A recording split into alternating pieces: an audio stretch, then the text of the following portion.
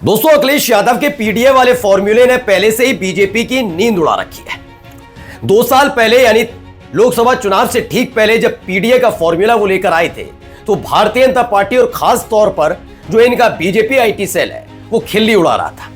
PDA की full form पर खिल्ली उड़ाई जा रही थी, लेकिन उसी पीडीए के फॉर्मूले ने लोकसभा चुनाव में यह दिखा दिया था कि अखिलेश यादव पर यह पीडीए यानी जिसमें पिछड़ा, दलित, आदिवासी या फिर अल्पसंख्यक भरोसा करने लगे हैं।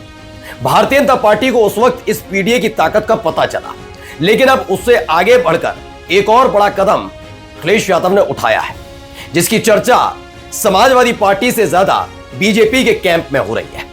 उन्होंने रुक्मणी देवी को समाजवादी पार्टी में एक महत्वपूर्ण भूमिका दी है। कौन है रुक्मणी देवी और क्या है अखिलेश यादव का इसके साथ का फॉर्मूला?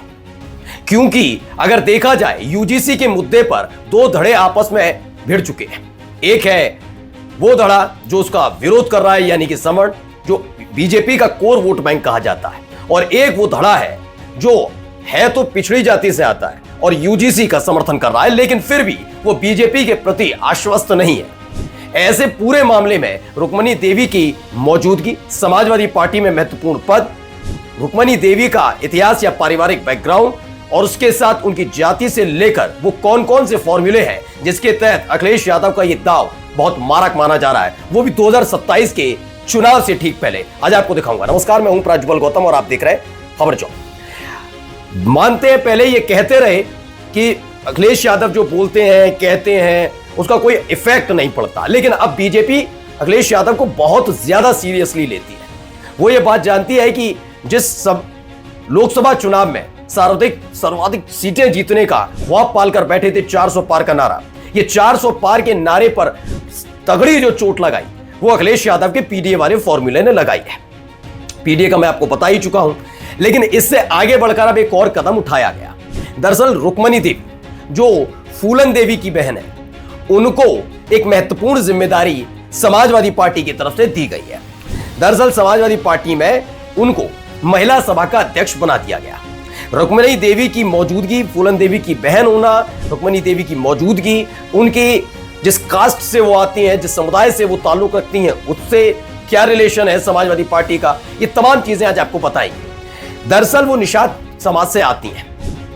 निषाद समाज, चूंकि हाल ही में आपने अमूमन देखा होगा, जो निषाद समाज संजय निषाद ही हैं, निषाद पार्टी के अध्यक्ष हैं, वो निषाद वोटर्स के ठेकेदार बनने की कोशिश करते रहे, लेकिन पिछले कुछ दिनों से उनके बयान बता रहे हैं कि वो बीजेपी के साथ संतुष्ट और खुश नजर नहीं आ रहे। मंत्री हैं, मंत्री होने के बावजूद भी उनका वो वर्चस्व नजर नहीं आता। हाल ही में जिस तरह का एक करवट देखने को मिली, निषाद समाज से लेकर पिछड़ी जाति से ताल्लुक रखने वाला जो एक बड़ा तबका है, वो जिस तरीके से समाजवादी पार्टी के वोटर में फिर से तब्दील हुआ, उसने बेचैनी बढ़ाई है। कभी राजभर का बयान सामने आना, फिर कभी अनुप्रिया पटेल की तरफ से बयान सामने आना, निषाद समाज से ताल्लुक रखने वाले संजय निषाद का बयान सामने आना, यह बेचैनी बता रहा है कि पीडीए का फॉर्मूला काम कर चुका है। तो रुक्मणी देवी की मौजूदगी क्या निषाद वोटर्स को फिर से समाजवादी पार्टी से जोड़ पाएगी? जी हां, यही आज आपको दिखाने जा रहा हूं। पहले आप समझिए कि फूलन देवी एक ऐसा नाम, एक ऐसा व्यक्तित्व जिसको केवल जाति में बांधकर लोगों ने नहीं देखा। इस देश की महिलाओं ने जब दर्द सुना फूलन देवी का, तो फूलन देवी के साथ इस देश की यानी 50% मानी आधी आबादी मानी जाती, वो जुड़ती हुई नजर आई, फूलन देवी से जुड़ती हुई नजर आई थी। और फूलन देवी ने खुल्लम खुल्ला हमेशा नेताजी यानी मुलायम सिंह यादव की तारीफ की है कि उनकी वजह से उनको राजनीतिक तौर पर मानिए या सामाजिक तौर पर मजबूती मिली। वो हमेशा एहसानमंद रही फूलन देवी। अब ऐसे में रुक्मणी देवी की मौजूदगी क्यों जरूरी हो जाती है?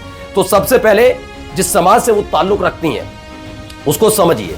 माना जाता है कि उत्तर प्रदेश की 6% जो आबादी है वो निषाद वोटर्स की है। यहां पर 1% वोटर्स भी बहुत महत्वपूर्ण भूमिका निभाते हैं। वहां 6% वाले निषाद वोटर्स को अपने साथ लाने के लिए एक बड़ा गेम चेंजर प्लान ये अखिलेश यादव का माना जा रहा है। कैसे, मैं बताता हूं। दरअसल जब आप पश्चिमी उत्तर प्रदेश में रहते हैं तो यहां पर आपको अलग अलग जाति मिलेंगे, निषाद वोटर्स उतने नहीं मिलेंगे। लेकिन जैसे ही आप मध्य उत्तर प्रदेश या फिर पूर्वांचल की साइड जाते हैं, पूर्वी उत्तर प्रदेश की तरफ जाते हैं, इनकी तादाद न केवल बढ़ी हुई है बल्कि ये निर्णायक भूमिका में भी नजर आते हैं।